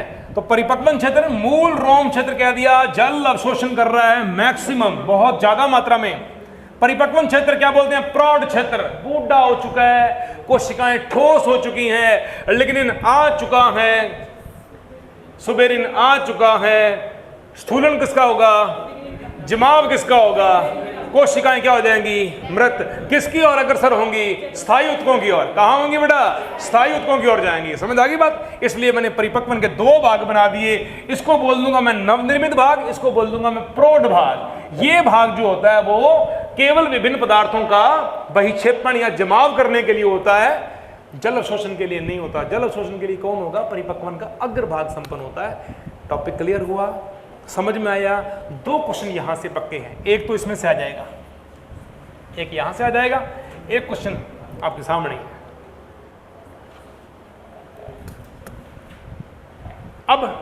अब हमारे टॉपिक में इंपॉर्टेंट रोल चल रहा है यहां पे, और ये मैं पहले एक शब्द पढ़ा चुका हूं आपको ऑलरेडी में। टॉपिक क्या है हमारा, जल अवशोषण की क्रिया विधि। कितनी विधियां संपन्न होंगी, कौन से वैज्ञानिक ने किस विधि पर जोर दिया, किसने किस पे जोर दिया। तो जल अवशोषण का नामकरण ही किस बंदे ने किया है, किसने किया है, क्रैमर ने। किसने किया बेटा, क्रैमर कहता है जल अवशोषण कितने तरीके से होता है, 2 प्रकार से होगा। पहला तरीका कौन सा है, दूसरा तरीका कौन सा है, सर्वाधिक मात्रा में होने वाला जल अवशोषण कौन सा है, सर्वाधिक मात्रा में कौन सा है, क्यों है ये, स्वतः होने वाला जल अवशोषण अपने आप हो रहा है, इसमें किसी भी प्रकार की ऊर्जा की आवश्यकता, इसमें किसी भी प्रकार की ऊर्जा की आवश्यकता, एटीपी खर्च यहां पे, किसी भी प्रकार की एनर्जी यहां पे नहीं देनी पड़ती। अब क्वेश्चन आता है ये होगा किस दिशा में, तो बोलेंगे निष्क्रिय जल अवशोषण की प्रक्रिया उच्च सांद्रता से निम्न सांद्रता की ओर गमन होती है, ऊपर से नीचे की ओर। कुछ लाना पड़ता है क्या, कोई जोर लगाना पड़ता है क्या, पर जब नीचे से उठ के जब ऊपर आओगे, नीचे से ऊपर आओगे, तो हमें व्यक्ति को मांसपेशियों का और पादपों को विभिन्न प्रकार के एटीपी प्रोडक्शन का यूज करना पड़ेगा। बात समझ में आई? माइटोकॉन्ड्रिया में निर्मित होने वाली एनर्जी जो होगी वो इनको यहां लगानी पड़ेगी। जब ये एनर्जी लगेगी तभी जाके विभिन्न प्रकार के अणु जो होते हैं वो विपरीत दिशा में, बोलेंगे सांद्रता प्रवणता के विपरीत गति होगी। तो यहां क्वेश्चन क्या आया हुआ है? निष्क्रिय जल अवशोषण स्वतः होने वाली प्रक्रिया है। क्वेश्चन क्या आता है? जल क्रैमर के अनुसार जल अवशोषण की वह प्रक्रिया जो स्वतः होती है। निष्क्रिय जल अवशोषण को इंग्लिश में क्या बोलते हैं? क्या बोलते हैं? अब सक्रिय को तो बोल दिया एक्टिव, क्या बोल दिया? इसको क्या बोलेंगे? काय को नॉन एक्टिव। इनएक्टिव क्यों बोलेंगे? एक थपड़ा मारूंगा खींच के। इसको बोलते हैं पैसिव ट्रांसफॉर्मेशन। क्या बोलते हैं? ये बता रहा हूं मैं, पेपर में आया हुआ है ये, कहीं वहां ढूंढो, सर ने इनएक्टिव करवाया था, इनएक्टिव मिल नहीं रहा, क्वेश्चन गलत कर दिया आपने। पैसिव ट्रांसफॉर्मेशन बोलेंगे यहाँ पे। क्या बोलेंगे? ये देखो, इसको बोलेंगे पैसिव ट्रांसफॉर्मेशन। पैसिव ट्रांसफॉर्मेशन लिख लेना अंग्रेजी के अंदर, PASSIVE। इसको बोलते हैं पैसिव, निष्क्रिय जल अवशोषण, स्वतः होने वाली प्रक्रिया है, किसी प्रकार की ऊर्जा की आवश्यकता नहीं पड़ती और ये सांद्रता प्रवणता के अनुसार होती है। ये दूसरी लाइन है क्वेश्चन की। ऐसे इसको दूसरा नाम क्या बोलेंगे? देखो, पहला नाम क्या है इसका? पहला नाम है निष्क्रिय जल अवशोषण। बेटा ये लिख लेना, ये पिछली बार ना क्वेश्चन के अंदर आया हुआ था तो कई बच्चे कंफ्यूज हो गए यहाँ पे। इसका आंसर क्या भरे हम? निष्क्रिय जल अवशोषण को अंग्रेजी में क्या बोल दिया बेटा? पैसिव ट्रांसफॉर्मेशन लिख लेना। अब ये कहां से हो रहा है बेटा? इसको बोलेंगे अपने, इधर देखो ध्यान से, सांद्रता प्रवणता के अनुसार होने वाला जल अवशोषण, होने वाला जल अवशोषण। अब इस लाइन का मतलब क्या हुआ है? इस लाइन का मतलब क्या है? ये कहता है कि हाई कंसंट्रेशन से लो कंसंट्रेशन की ओर। ठीक है बेटा? ये किसके लिए? ये विलायक के लिए। किसके लिए बेटा? ये हाँ विलायक, क्योंकि प्योर फॉर्म के अंदर वही है। ठीक है? तो निष्क्रिय जल अवशोषण का मतलब है पैसिव ट्रांसफॉर्मेशन। दूसरा नाम होता है इसका सांद्रता प्रवणता के अनुसार, उच्च सांद्रता से निम्न सांद्रता की ओर। परसेंटेज कितनी होगी इसकी? लगभग 96 से 98%। बात समझ में आ गई बेटा? क्लियर हो गई? अच्छा एक बात बताओ बेटा, प्लाज्मा झिल्ली के कौन से दो प्रतिरूप इस मॉडल पे काम करते हैं? कितने प्रतिरूप मॉडल थे प्लाज्मा झिल्ली के? कितने मॉडल थे? पहला मॉडल कौन सा था? प्लाज्मा झिल्ली का पहला मॉडल कौन सा था? क्या मॉडल था? इकाई कला प्रारूप मॉडल गिवन बाय रॉबर्टसन। दूसरा model sandwich model given by Daniel and Davson. तीसरा मॉडल तरल मोजेक मॉडल, तरल mosaic liquid fluid model given by Singer and Nicolson. अब दो मॉडल क्या बताए थे कि जो प्लाज्मा झिल्ली होती है, पहली बात उसका अध्ययन किया था आरबीसी के अंदर। किसमें किया था? आरबीसी में। उसमें लिपिड, फास्फोलिपिड और प्रोटीन की मात्रा पाई जाती है। कार्बोहाइड्रेट आंशिक रूप से माड़ा मोटा उसके अंदर हो सकता है। दोनों स्तर, इकाई कला प्रारूप और सैंडविच मॉडल, दोनों मॉडल ये काम कर रहे हैं। करता तो तीसरा भी है, पर तीसरे में एक चीज और जुड़ जाती है। नीचे पढ़ेंगे क्या? ये क्या लिखा हुआ है? ये अंग्रेजी में क्या बोलेंगे? एक्टिव ट्रांसफॉर्मेशन, सक्रिय जल अवशोषण। टोटल मात्रा कितनी है इसकी? 2 से 4%। एनसीईआरटी बोर्ड का कथन है ये। सांद्रता प्रवणता के विपरीत लिखूं या अनुसार लिखूं? विपरीत। ये लाइन इस नाम से आएगी, सुन लो ध्यान से। इस नाम से कम, इस नाम से ज्यादा आएगी। सांद्रता प्रवणता के विपरीत होने वाला जल अवशोषण क्या कहलाता है? क्या कहलाता है? सक्रिय जल अवशोषण। ऐसे जल अवशोषण में ऊर्जा की आवश्यकता पड़ती है। अब इसकी दिशा क्या होगी? उच्च से निम्न की ओर या निम्न से उच्च की ओर? निम्न से उच्च की ओर। जोर लगाना पड़ता है यहां पे। पता है कैसे लगाना पड़ता है? हमने क्या बताया था? 3 स्तर पाए जा रहे हैं, बाहर प्रोटीन, इधर प्रोटीन, बीच में फास्फोलिपिड। फास्फोलिपिड का जो सिरा प्रोटीन की ओर होगा, जल स्नेह जो सिरा लिपिड की ओर होगा। 2 लिपिड के स्तर हैं, लिपिड के बीच में जल विरागी स्तर पाए जा रहे हैं, बाहर की ओर ग्लाइकोप्रोटीन्स भी पाए जा रहे हैं, कोलेस्ट्रॉल भी पाए जा रहे हैं। कोलेस्ट्रॉल स्थायित्व घटक बनाता है इसका फास्फोलिपिड का मेरे हिसाब से, और वो भी यूकैरियोटिक कोशिकाओं में। यदि मैं प्रोकैरियोटिक कोशिकाओं की बात करूंगा तो वहां पे कोलेस्ट्रॉल नहीं आएगा। वहां पे क्या आएगा? कोई बताओ मेरे को। पेंटासाइक्लिक स्टिरोल केवल प्रोकैरियोटिक कोशिकाओं की प्लाज्मा झिल्ली में होता है, ये यूकैरियोटिक कोशिकाओं की झिल्ली में नहीं होता। यूकैरियोटिक कोशिकाओं की झिल्ली का सबसे मेन जो फास्फोलिपिड है वो कौन है? कोलेस्ट्रॉल है। कौन है बेटा? सर्वाधिक स्थायित्व घटक कौन सा होता है? कोलेस्ट्रॉल होता है, जो प्रोकैरियोटिक कोशिकाओं में नहीं पाया जाता। क्लियर हुआ? वहां हमने क्या बताया था?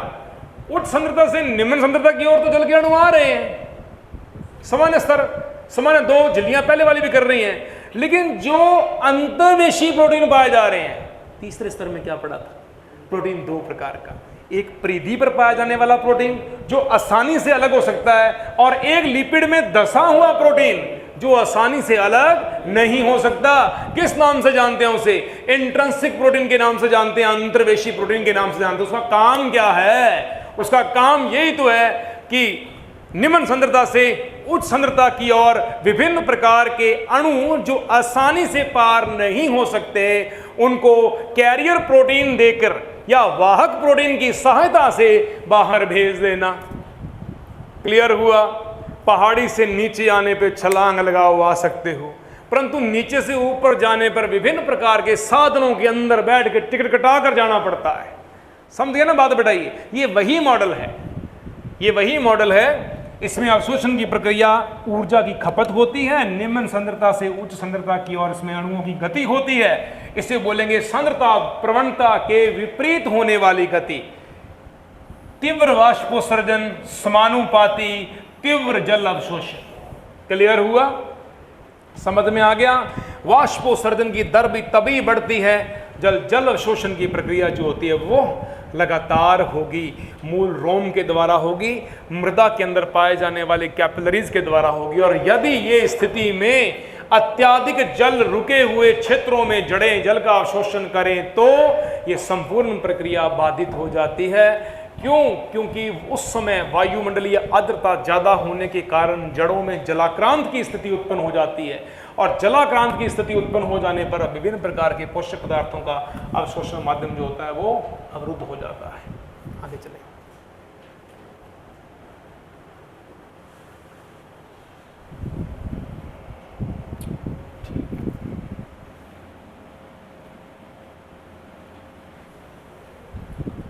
पादपों में जल अवशोषण का मार्ग लिखो इसके ऊपर। 1000% इंपॉर्टेंट क्वेश्चन बता रहा हूं अब आपको मैं। इसमें आपसे जैसे मैंने ये तीर के निशान बनाए हैं ना बेटा, ऐसा ही प्रश्न में आएगा, और आपको इसी तरीके से आपको इसका क्रम बताना पड़ेगा कि कौन सी चीज पहले कहां जा रही है। क्लियर हुआ? अभी तक हमने पढ़ा जल अवशोषण के विधियां पढ़ी, क्रैमर के अनुसार पढ़ी। अब हम ये पढ़ेंगे, क्रैमर कहता है कि पानी सबसे पहले कहां जाएगा फिर कहां जाएगा, इसकी व्यवस्था है। अपन इसको बोलेंगे पदानुक्रम। बेटा पानी पिया फटाफट, क्यों धक्का कर रहा है अपने शरीर के साथ में? आपको ही कहा बेटा मैंने। जिसको समझ आ रहा है ना, जिसको आ रही है, पियो यार पानी। ये क्या है? मूल रोम। कौन से क्षेत्र पे पाया जा रहा है? एपिब्लेमा नाम क्यों लिखा है? तने में होती तो क्या बोलते? क्या बोलते?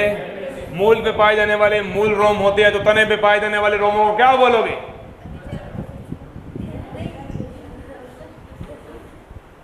जल्दी जलेबी खाई मुंह बाढ़ देती है। बेटा मैं आपको कह रहा था पानी पियो। चलो ठीक है। क्या है? एपिब्लेमा। किसके लिए नाम है ये? जड़ के लिए। जड़ में पाए जाने वाले रोमों को मूल रोम कहते हैं। तो त्वचा पर पाए जाने वाले रोमों को क्या कहते हैं? अंग्रेजी में बताऊं? फिर बताओ। ट्राइकोम्स। अरे त्वचा रोम झंडुओ त्वचा रोम को ट्राइकोम्स कहा जाता है। सब पे नहीं होंगे ये, सुन लो ध्यान से, सब पर ये नहीं होंगे, कुछ तनों की विशेषता होती है इनके ऊपर ये हो सकते हैं। ठीक है महाराज। तो अब देखो, अब तुम्हें ये जो नाम पड़े हुए हैं ईमानदारी से बताना, हाथ खड़े करके बताना, कितने बच्चों को ये नाम कंठस्थ है अब आज की डेट के अंदर? मूल रोम, एपिब्लेमा, एपिडर्मिस, वल्कुट, तुम्हें नहीं है? तुम फिर हाथ खड़े नहीं किए तुमने, ठीक है। फिर एंडोडर्मिस, फिर पेरिरम्ब, फिर प्रोटोजाइलम, फिर मेटाजाइलम, याद है सबको? अब ये सबको नाम मैंने कंठस्थ करवाए हुए, एक चीज बताई हुई है। चलो अब रिपीट करते हैं। सबसे पहले मूल रोम, मूल रोम से पानी कहां गया? एपिडर्मिस से कहां गया? कॉर्टेक्स में, कॉर्टेक्स से कहां गया? एंडोडर्मिस में, एंडोडर्मिस से कहां गया? पेरिरम्ब में, पेरिसाइक्ली में, पेरिसाइक्ली से कहां गया? सीधा बोल दो ना, सबन पूल में। क्यों देख रहे हो, नकल मार रहे हो बावड़ो इसको? सबन पूल भी तो पेरिरम्ब से नीचे ही आता है, ऊपर थोड़ी ना आता है। आता कि नहीं आता? आया ना, पेरिरम्ब के बाद में आया सबन पूल। सबन पूलों में सर पहले जाइलम में, उसके बाद में जाइलम के कितने भाग होते हैं? 2। अगर मान लो अब ये जाइलम ऐसे है, ये जाइलम कैसा है? ऐसे है। यहां बीच में क्या पाया जा रहा है? केंद्र पाया जा रहा है। बोल लो, बाह्य आदिदारुक या अंत आदिदारुक? एक मरमत थपड़ा खींच के, क्या है ये? अंत आदिदारुक है। बेवकूफ कहेंगे। प्रोटोजाइलम वृद्धि की ओर, सॉरी क्या लिखा हुआ है? प्रोटोजाइलम वृद्धि की ओर और मेटाजाइलम केंद्र की ओर। बाह्य आदिदारुक में क्या होता है? प्रोटोजाइलम, अरे अरे मेरा उल्टा बोल दिया मैंने। प्रोटोजाइलम बाहर की ओर, मेटाजाइलम कहाँ है? हाँ, अंत आदिदारुक है ये। क्या है ये? बोल लो। अरे यार ये अंकल यार, इधर देख। अरे देख, एक मिनट ठहर जा। अरे ठहर जा महाराज, ये देख, ये नहीं है, तू बाहर हो गया मुझे लगता है। ये लो,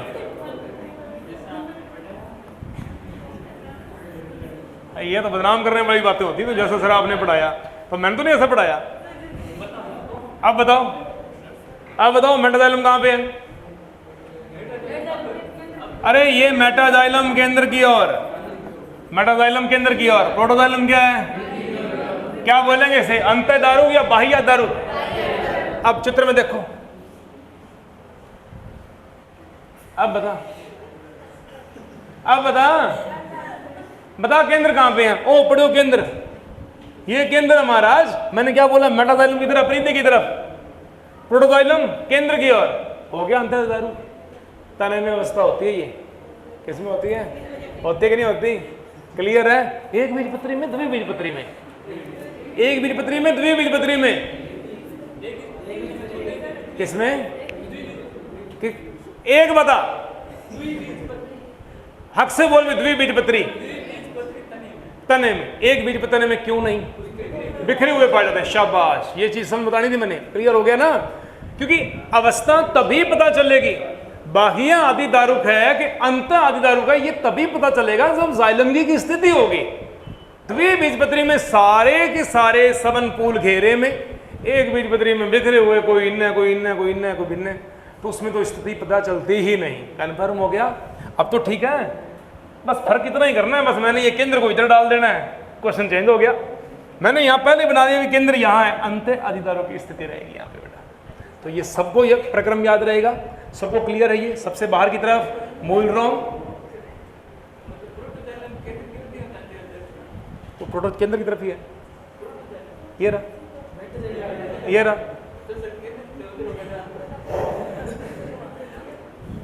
अरे ऐसा नहीं है, अरे बेवकूफ, इधर देख ध्यान से। ले कन्फर्म कर ले, अब कन्फर्म कर ले। ये बीच में क्या आ गया? केंद्र आ गया। आला मैंने डायग्राम यूं बना दिया। अब बता, क्लियर हो गया? इसको क्या बोल दिया? क्या बोल दिया? इसको क्या बोल दिया? तो मेटाजाइलम किसकी ओर है? प्रोटोजाइलम किसकी ओर है? अब ठीक है। अंत आदिदारुक प्रकार के जाइलम, अंत आदिदारुक प्रकार के जाइलम। इसमें समझ नहीं आ रहा था, इसमें मैंने एक बनाया था, बड़ा था। तो बाह्य आदिदारुक का मतलब होता है प्रोटोजाइलम वृद्धि की ओर चला जाता है, मेटाजाइलम केंद्र की ओर आ जाता है। उल्टा कर दो, अंत आदिदारुक। चलो ये प्रक्रम सबको समझ में आ चुका है कुल मिला के। सबसे बाहर की तरफ रिपीट कर रहे हैं लास्ट बार। पहला कौन है? मूल रोम। कहां पाए जा रहे हैं? कहां पाए जा रहे हैं मूल रोम? परिपक्वन क्षेत्र पे, प्रौढ़ क्षेत्र पर या नवनिर्मित क्षेत्र पर? शाबाश। कहां मिलेंगे ये? मूल की बारी अधिचरम पर। मूल की बारी अधिचरम क्या कहलाती है? एपिब्लेमा। एपिब्लेमा और एपिडर्मिस में कौन सी दो चीजें नहीं होती हैं? मैंने क्या पूछा है? मैंने क्या पूछा है? मैंने पूछा है एपिब्लेमा या एपिडर्मिस में कौन सी दो चीजें नहीं होती? एंडोडर्मिस नहीं होती। मुंह ही गंदा है। देखो बदाम से अब बोला। चलो दो नाम कौन कौन से होते हैं? एक तो बेटा अंतरा कोशिकीय स्थल नहीं होंगे, दूसरा क्या नहीं होगा? अब बता, दूसरा क्या नहीं होगा?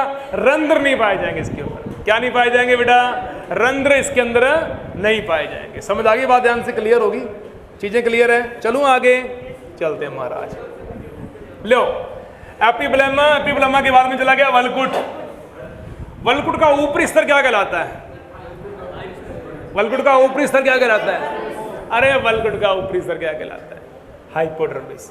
हाइपोडर्मिस किससे मिलता है? अधिचरम। वलकुट का निचला स्तर क्या कहलाता है? एंडोडर्मिस। एंडोडर्मिस के नीचे क्या है? क्या है बेटा? परिरंभ के ऊपर क्या है? सवनपूल के ऊपर क्या है? परिरंभ के नीचे क्या है? सवनपूल में पहला क्या है? जाइलम क्या है? क्या बोलेंगे? क्या सर ये चेंज हो सकते हैं? आप ये बोलोगे सर ये चेंज हो सकते हैं, ये ऊपर भी हो सकता है, ये केंद्र में हो सकता है, ये ऐसे भी हो सकता है और ये ऐसे भी हो सकता है। कन्फर्म हो गया? यहां तक चीजें हमारे पास में क्या है बेटा? सेम है। क्लियर हुआ? क्लियर हुआ? बढ़िया। समझ आया? शाबाश। ओके। अगर मैंने बोल दिया अरे ये सवनपूल क्या सर अंदर को घेरो, जाइलम को आगे, बाहर लो घेरो, फ्लोएम को आगे। और अगर मैं बोल दूं संयुक्त सवनपूल तो यूं बोल दो, एक ही लेवल में। देखो इस तरीके से क्या बोलेंगे? सर एक ही परिधि के ऊपर पाए जाएंगे। ठीक है? जाइलम आ गया, जाइलम के बीच में फ्लोएम आ गया, फिर जाइलम आ गया, फिर फ्लोएम आ गया। ऐदा है तो द्वितीयक वर्दी है, ऐदा नहीं है तो द्वितीयक वर्दी नहीं है। नेक्स्ट पे चले? आपकी आज्ञा हो तो आगे चले? ठीक है महाराज। अब ये देखो ये दो क्रम हो गए पूरे के पूरे। इसको क्या बोलते हैं? क्या बोलते हैं? प्रश्न आएगा लिखा हुआ कि निम्न प्रक्रिया में, निम्न पदों में सत्य पार्श्व प्रवाह की प्रक्रिया होती है। 4 सेट दिए होंगे आपके पास में, आपको पहचानना है बस आपको। ठीक है? क्योंकि एक बात हमेशा याद रखना, आप किसको पढ़ रहे हो? तो जल अवशोषण करने के लिए मैं जो 4 एग्जाम्पल दूंगा ना, वो मैं जड़ों की क्रियाविधि दूंगा, मैं पत्ते की नहीं दूंगा, मैं तने के लिए नहीं बोलूंगा। ये बात समझ लेना मेरी बात, आप ये भूल मत जाना। मैं जब भी जल अवशोषण के लिए बोलूंगा, जल अवशोषण का काम कौन करता है? पहले सोचो कौन काम करता है? मूल काम करती है। मैं जो इसके लिए ऑप्शन रखूंगा वो मूल के रखूंगा। ये प्राथमिकता दिमाग में पक्की कर लेना। किस नाम को देखते हुए? इस नाम को देखते हुए। कहीं लिखाऊं ये लिख दो, पत्ती वाला काम कर दो इसके अंदर, सर ये एपी इसमें पाई जाती है, बुलिफॉर्म कोशिकाएं पाई जाती हैं। ठीक है? तो वो काम गलत हो जाएगा। इसलिए आपका कल का जो पेपर हुआ था उसमें 5-7 क्वेश्चन ऐसे थे जो पेपर के अंदर ही उसके आंसर पड़े हुए थे। 5-7 क्वेश्चन ऐसे थे, मैंने पेपर का लेवल ऐसा आसान रखा था भी चलो बच्चा इसमें क्वेश्चन में नहीं तो अगले क्वेश्चन में तो पहचान ही जाएगा भी सर इसका ये आंसर बन रहा है। ये हर बार पेपर में होता है।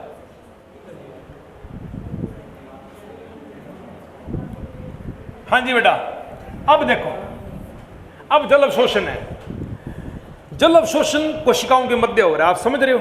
क्योंकि बाहर मूल रोम, फिर एपिडर्मिस, फिर वल्कुट, फिर एंडोडर्मिस, फिर परिरंभ, फिर सवनपूल, फिर जाइलम, फिर फ्लोएम वगैरह, फिर पित्त वगैरह। अगर है तो है, नहीं तो नहीं है। ठीक है? अब इनमें है तो सारी कोशिकाएं, कोई कोशिकाओं का आकार छोटा है, कोई बड़ा है। जैसे अपने सवनपूलों में पढ़ते हैं, पत्तियों में पढ़ते हैं कि अंदर वाले सवनपूल जो होंगे वो बड़े होंगे और जैसे परिधि की ओर जाएंगे छोटे होते जाएंगे। पढ़ते हैं बेटा। लेकिन है वो कोशिकाएं हैं, चाहे इस तरीके से हैं, छोटी, बड़ी, फिर बड़ी, फिर बड़ी, फिर बड़ी, है तो कोशिका ही है ना। तो कोशिकाओं के अंदर से पार करके जाएगा, समान जो जाएगा। 3 माध्यम होते हैं, 2 माध्यम आप पढ़ चुके हो। एक आपने कोशिका के अंदर पढ़ा था सद्रव्य, एक पढ़ा था अद्रव्य, एक को पढ़ा था सिम्प्लाज्म, एक को पढ़ा था एपोप्लाज्म। ठीक है? सिम मैंने सत्य प्लाज्म, एपो मैंने झूठा प्लाज्म। देखो कैसे। तो सबसे पहला पथ आता है, ये पथ है बेटा, जल अवशोषण के, जो ऊपर का क्रम करवाया मैंने अवशोषण का, ये पथ है। पहला कौन सा है? एपोप्लास्ट पथ। क्या नाम लिखा हुआ है? अपलवक पथ। क्या लिखा हुआ बेटा? अपलवक पथ। शब्द किसने दिया? ये मूंछ नहीं है, मुंच ने। क्या बोलोगे? मुंच, मुंच ने दिया था ये। अब इंपॉर्टेंट रोल है, पहला तो इंपॉर्टेंट करके लिख लेना, जिसमें से क्वेश्चन की प्राथमिकता रहेगी। ये हम सेल बायोलॉजी में भी पढ़ चुके हैं, हम इधर भी पढ़ रहे हैं। पौधों के कौन से भागों के द्वारा यह संपन्न होता है? पौधों के मृत भागों द्वारा जल का अंदर प्रवेश करना। प्रश्न आया, पौधों के मृत भागों के द्वारा जल का अंदर प्रवेश करना कौन सी प्रक्रिया है? सद्रव्य प्रक्रिया है कि अपद्रव्य प्रक्रिया है?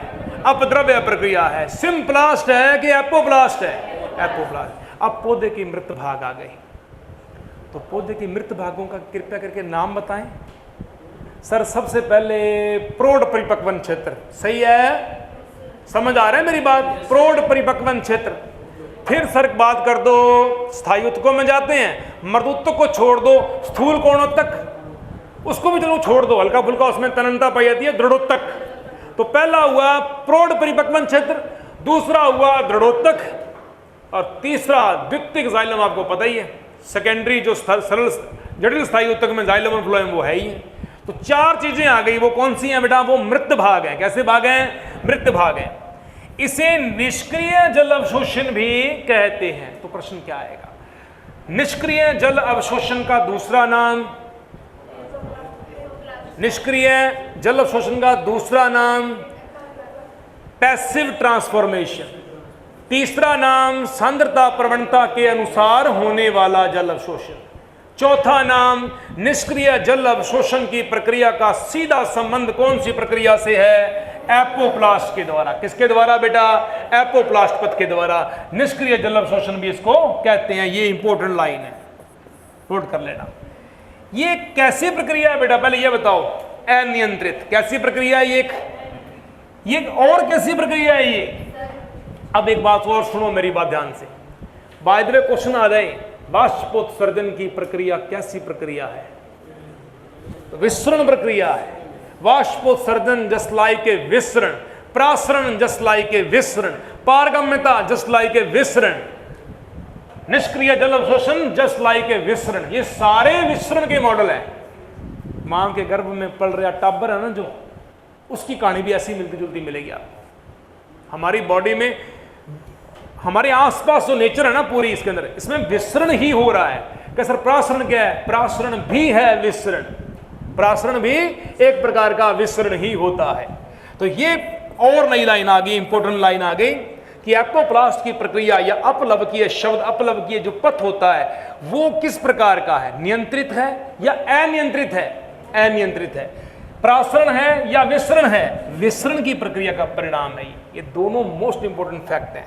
अच्छा, एपोप्लास्ट की प्रक्रिया में जल का प्रवाह किस दिशा में होता है? लिखोगे डेड सेल वॉल तथा अंतः कोशिकीय स्थलों के माध्यम से होता है।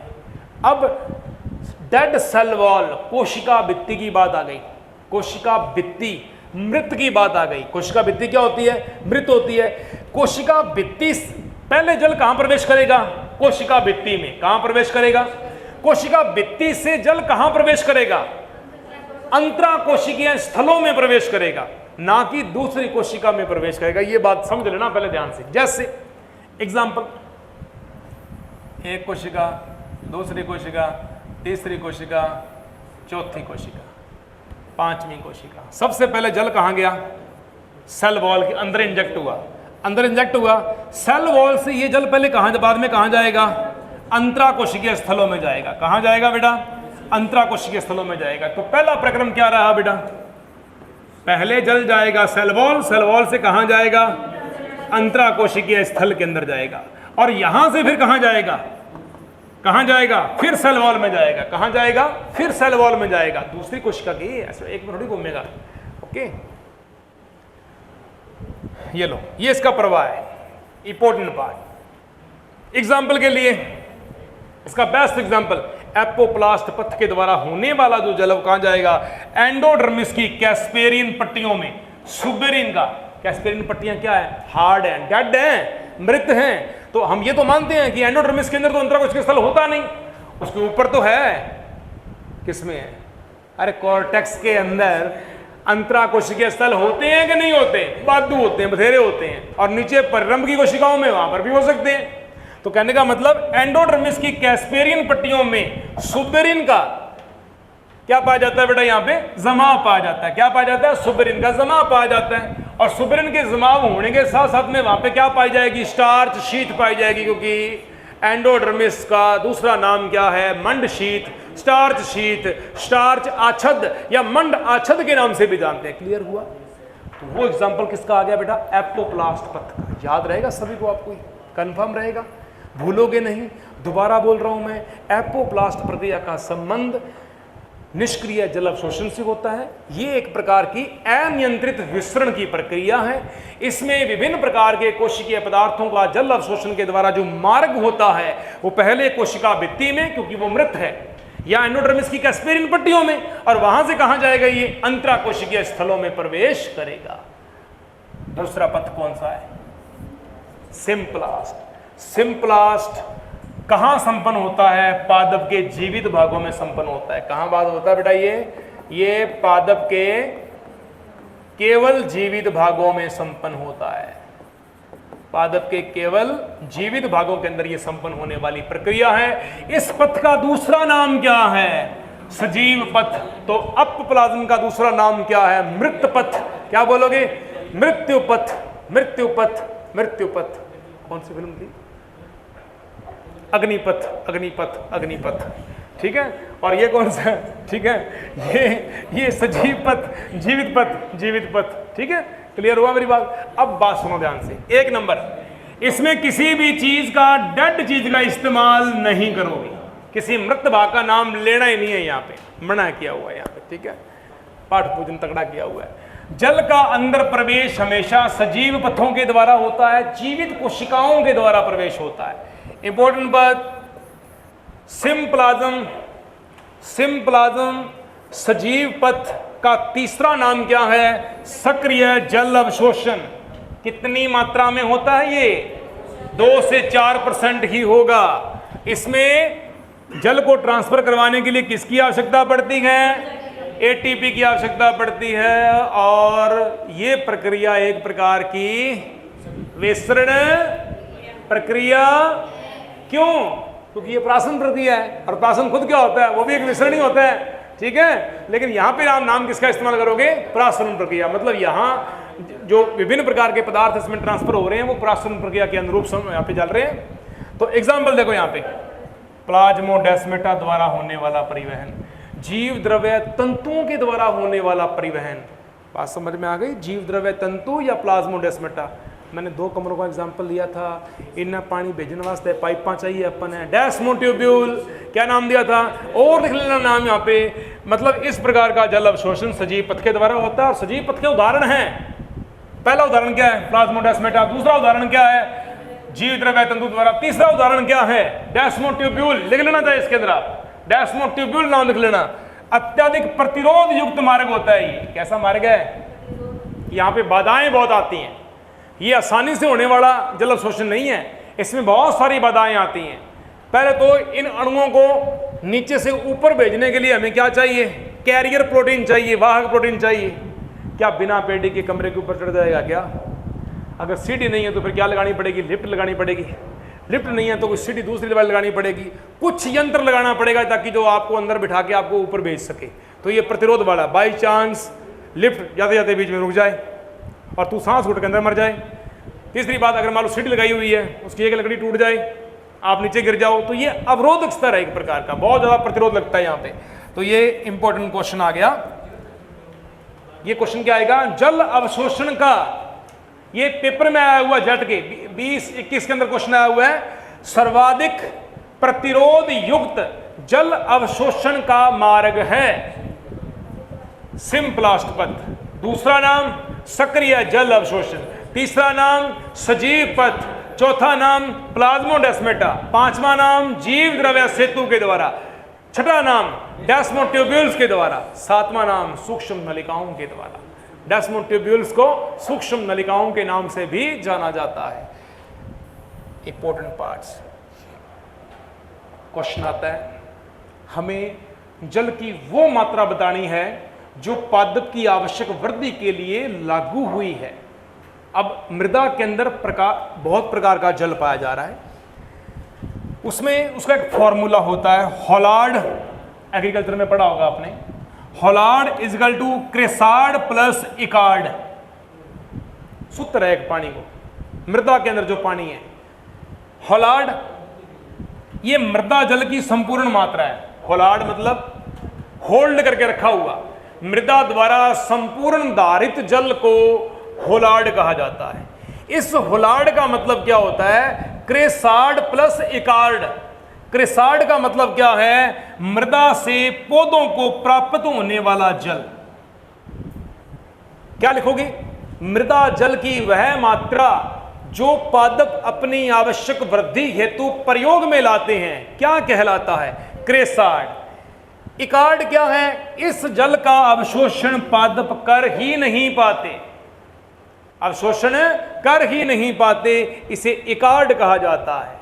क्वेश्चन आया, मृदा के अंदर जितना जो जल पाया जा रहा है, जितना उसने उसको ग्रहण करके रखा हुआ है, मृदा के द्वारा जो होल्ड किया हुआ जल है, उसको क्या बोलेंगे, मृदा में पाया जाने वाला संपूर्ण जल क्या कहलाता है, क्या कहलाता है, होलार्ड। इसमें से जो पौधे यूज करते हैं उसको क्या बोलते हैं, क्रेसार्ड, और जिनको पौधे यूज नहीं करते उसको क्या बोलेंगे, क्या बोलेंगे बेटा, इकार्ड के नाम से जानेंगे।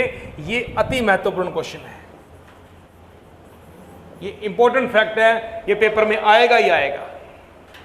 ठीक है, आपसे पूछ सकते हैं संपूर्ण जल की मात्रा, मृदा के अंदर संपूर्ण जल की मात्रा होलार्ड, पादपों द्वारा ग्रहण होने वाली मात्रा क्रेसार्ड, नहीं ग्रहण करने वाली मात्रा इकार्ड। ये एग्रीकल्चर के अंदर भी है, तो वहां चाहे मत पढ़ना, इधर ही पढ़ा दिया।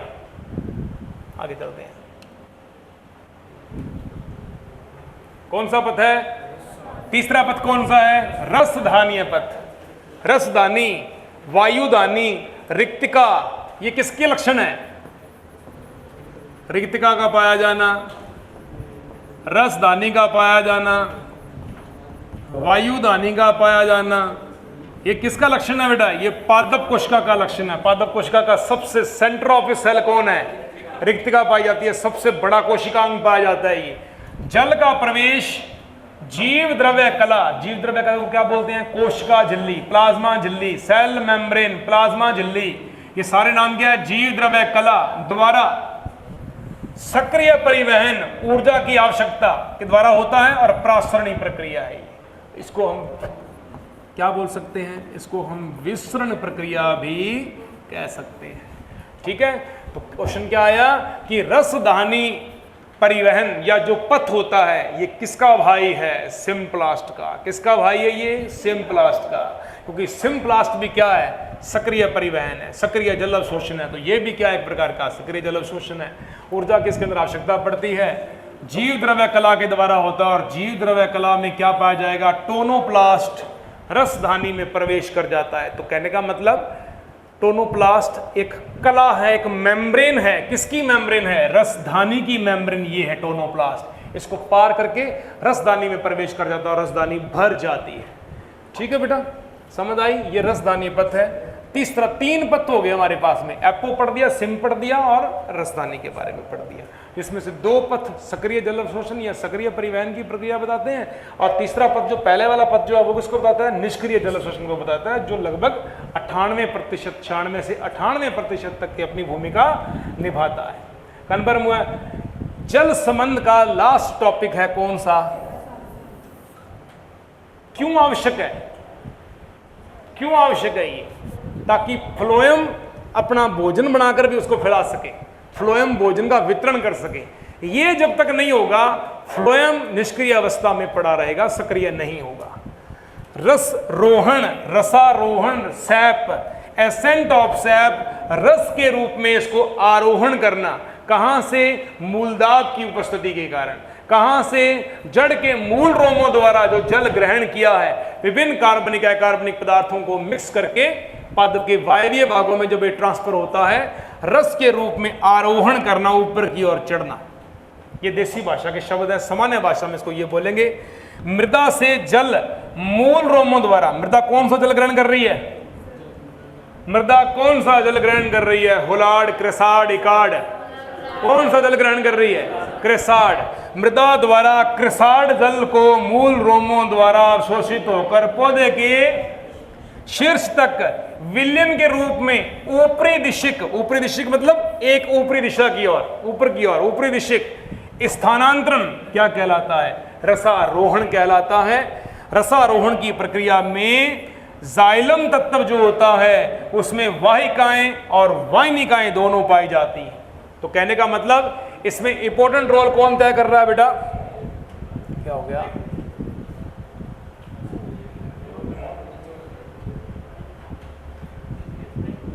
इसको बैक कैसे करूं? ठीक है, रसारोहण की प्रक्रिया में कौन भाग ले रहा है? जाइलम तत्व। और जब ये जाइलम तत्व नीचे से पार्टिसिपेट करेगा, लीफ में भोजन बनेगा, तो पादप के विभिन्न वायवीय भागों में कौन भोजन फैलाएगा? फ्लोएम फैलाएगा।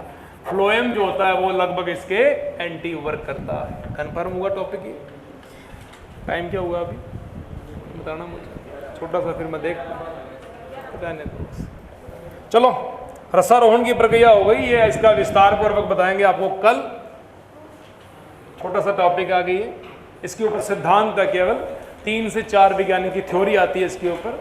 वो सिद्धांत के अंदर इंपॉर्टेंट एक आधा क्वेश्चन कभी ना कभी साल के अंदर इसका क्वेश्चन पड़ जाता है। उम्मीद करता हूँ आज का टॉपिक अच्छी तरीके से समझ में आया होगा, आपके रिजल्ट को ये सुनिश्चित करेगा। मिलता हूँ कल एक नए टॉपिक के साथ में, तब तक सभी का थैंक यू, धन्यवाद।